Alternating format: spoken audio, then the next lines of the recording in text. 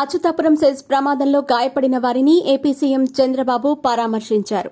Essentia pharma కంపెనీలో reactor పేలి గాయపడిన కొందరు కార్మికులకు విశాఖ మెడికవర్ ఆసుపత్రిలో చికిత్స అందిస్తున్నారు. అక్కడ చికిత్స పొందుతున్న క్షతగాత్రులను పరామర్శించారు. ఆసుపత్రిలో వైద్యులతో మాట్లాడి చికిత్స వివరాలను అడిగి తెలుసుకున్నారు. బాధితులతో మాట్లాడి ధైర్యం చెప్పారు. ప్రభుత్వం అన్ని చర్యలు తీసుకుంటుందని భరోసా ఇచ్చారు. బాధిత కుటుంబాలను కూడా చంద్రబాబు పరామర్శించారు. అనకాపల్లి జిల్లా అచ్యుతాపురం సెజ్లోని ఫార్మా కంపెనీ ప్రమాదంలో బాధితులను ముఖ్యమంత్రి నారా చంద్రబాబు నాయుడు పరామర్శించారు. విజయవాడ నుంచి విశాఖపట్నం చేరుకున్న ఆయన నేరుగా మెడికవర్ ఆసుపత్రికే వెళ్లారు. అక్కడ చికిత్స పొందుతున్న ప్రమాద క్షతగాత్రులను పరామర్శించారు. బాధితులతో మాట్లాడి త్వరగా కోలుకునేలా ప్రభుత్వం అన్ని చర్యలు తీసుకుంటుందని, అండగా ఉంటామని భరోసా నింపే ప్రయత్నం చేశారు. భయపడకుండా ధైర్యంగా ఉండాలన్నారు. మెడికవర్ ఆసుపత్రి డాక్టర్లతో మాట్లాడి చికిత్స వివరాలను అడిగి తెలుసుకున్నారు. ఆ తర్వాత బాధితుల కుటుంబ సభ్యులతో కూడా మాట్లాడారు. వారికి ధైర్యం చెప్పారు. అచ్యుతాపురం సెజ్లో ఫార్మా కంపెనీలో జరిగిన ఘటన తీవ్రంగా కలిసివేసిందన్నారు చంద్రబాబు. ఈ ప్రమాదంలో 17 మంది చనిపోగా 35 మందికి పైగా గాయాలయ్యాయని, క్షతగాత్రుల్లో 10 మంది తీవ్రంగా, మిగిలిన వారు స్వల్పంగా గాయపడ్డారని అన్నారు.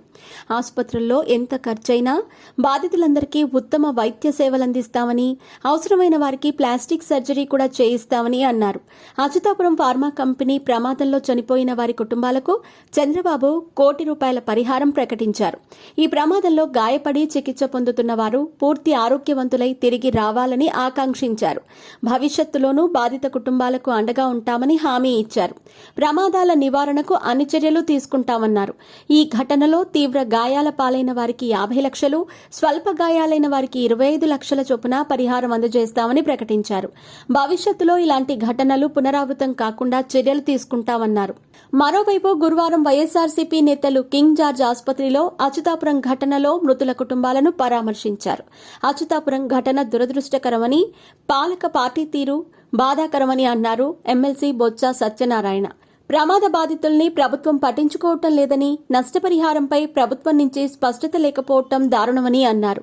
ఇంత నిర్లక్ష్యం సరికాదని, బాధితులకు భరోసా కలిగించాల్సిన బాధ్యత ప్రభుత్వంపై ఉందని అన్నారు. ఈ ఘటనకు బాధ్యులైన యాజమాన్యం మీద చట్టపరమైన చర్యలు తీసుకోవాలని, మరోసారి ఇలాంటి ఘటనలు జరగకుండా చూడాలని అన్నారు.